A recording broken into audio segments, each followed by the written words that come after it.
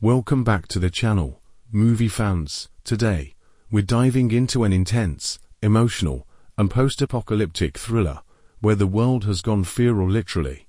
In this gripping survival tale, society crumbles, monsters roam the streets, and one girl's journey through loss and courage will keep you on the edge of your seat.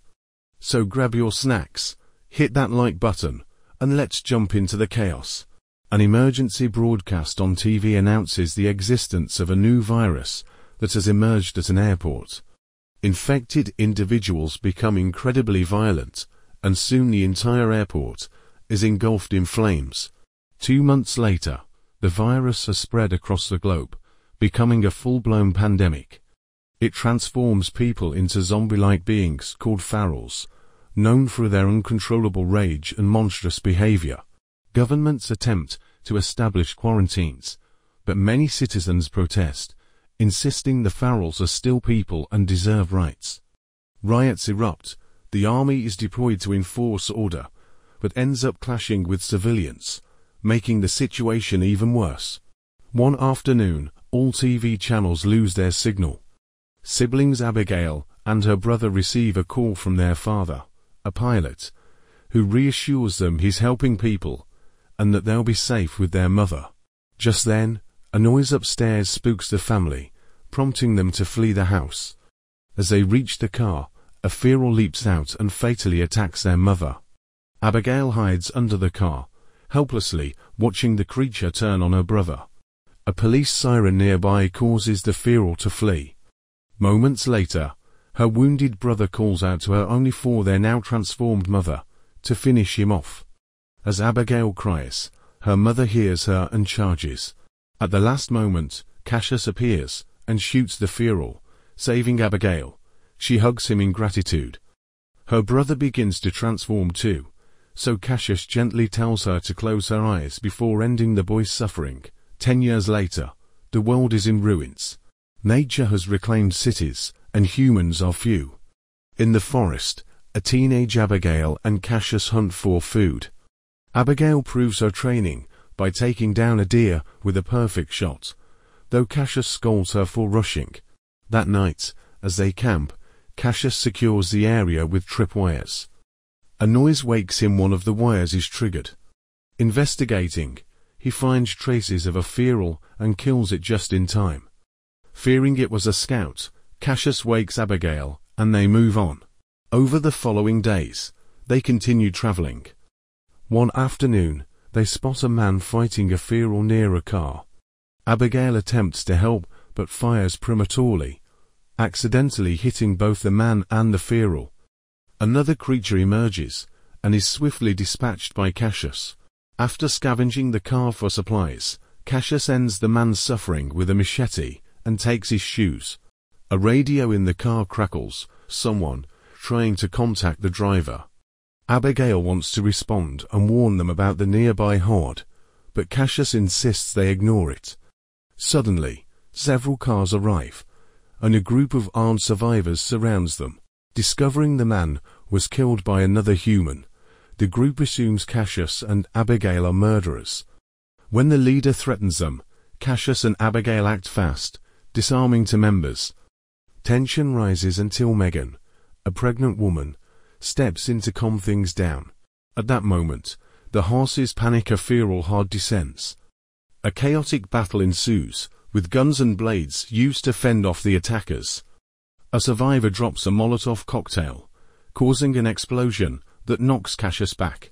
One man, bitten, attempts to end his life, but lacks bullets and transforms instead. The group's leader is brutally killed by a large feral. Megan's husband, David, is tackled, but fights back.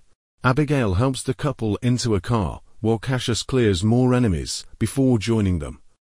A feral clings to the roof, but Cassius breaks hard to throw it off. They gather their things and escape, but not without course. Their ammo is nearly depleted. Megan explains they were heading to a riverside colony. She's 35 weeks pregnant, so time is critical. Cassius and Abigail are skeptical most colonies fail. Soon, the car breaks down and they're forced to continue on foot. They find an abandoned town and set up camp in a cleared building. Megan offers food, but Cassius and Abigail decline, preferring only what they hunt to avoid infection. Megan and David claim the colony has doctors and supplies, but it's a week's journey away. Cassius shares their plan to reach the west coast and find a boat to escape to the islands. He sets up tripwires and marks a route to the colony on a map, but refuses to go, convinced the horde will return. Later that night, the horde finds the broken car and follows the trail. Cassius confides in David about keeping a bullet in his pocket in case of infection. David, hiding the truth, shows only a twisted ankle. They bond, and Cassius finally agrees to help the couple reach the colony. In the morning, Abigail investigates a noise and is attacked. She loses her gun, but kills the feral with her machete. Another chases her, but she hurls it out a broken window. She almost falls too, but Cassius catches her. By the time the horde reaches the building, they're gone. One feral trips a wire, triggering an explosion. Eventually, Abigail recognizes the area they're near a civil airport, where her father kept a plane. Cassius is hesitant, fearing it's too exposed, but the others vote to go. They discover a recently shot man and an old building. Cassius finds a wheelchair and refuses to rest, suspecting danger. Abigail searches the building and unknowingly overlooks a hidden family. After the group leaves, the horde arrives and massacres the hidden family. At the airport, they find no planes until Abigail locates her father's hangar. Inside is a plane, and David has the skills to fix it. As he works, Cassius and Abigail search the hangar. She finds an old photo of her and her dad and hangs it back on the wall. Then the horde arrives.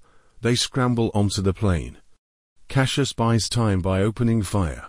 David manually spins the propeller, and Abigail, with vague flying knowledge, eventually gets the plane moving. A feral clings to the door, but Cassius shoots it off.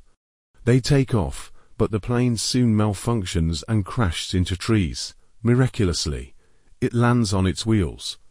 They survive with minor injuries and find shelter in a nearby train station. Cassius estimates 2 more days to the colony. They eat and share stories. Cassius opens up about his pregnant wife, who took her life after losing her family. He also recalls a boy from his hometown, who slowly turned after being bitten. Meanwhile, David checks his ankle, it's not twisted. It's a bite. He prepares to end his life, but can't go through with it. The next day, David struggles in the heat. Cassius spots blood on his leg, confirms the bite, and warns him to confess or face execution. That evening, they find a lit house. Cassius is suspicious, but Abigail pleads for help. Norton, the homeowner, demands they disarm before inviting them in with warmth. Norton provides food, power, and hot water, claiming to be an engineer. He mentions a wife, but avoids Megan's questions. Abigail enjoys a rare shower. Cassius looks through old photos on his laptop. His wife had been pregnant before the pandemic. Megan confides her fears about her baby, and Cassius promises to protect the child if anything happens to her. Later, Norton offers drinks and rants about humanity deserving extinction, calling the virus a form of evolution. Cassius notices a strange knife, but Norton hides it. David, feeling worse, excuses himself and finds the infection spreading fast. When he returns, he discovers everyone unconscious. The drinks were SP. And that's where we'll leave it for now. What do you think? Is Norton hiding something sinister? Will Abigail and the others make it to the colony in one piece? Drop your theories in the comments below.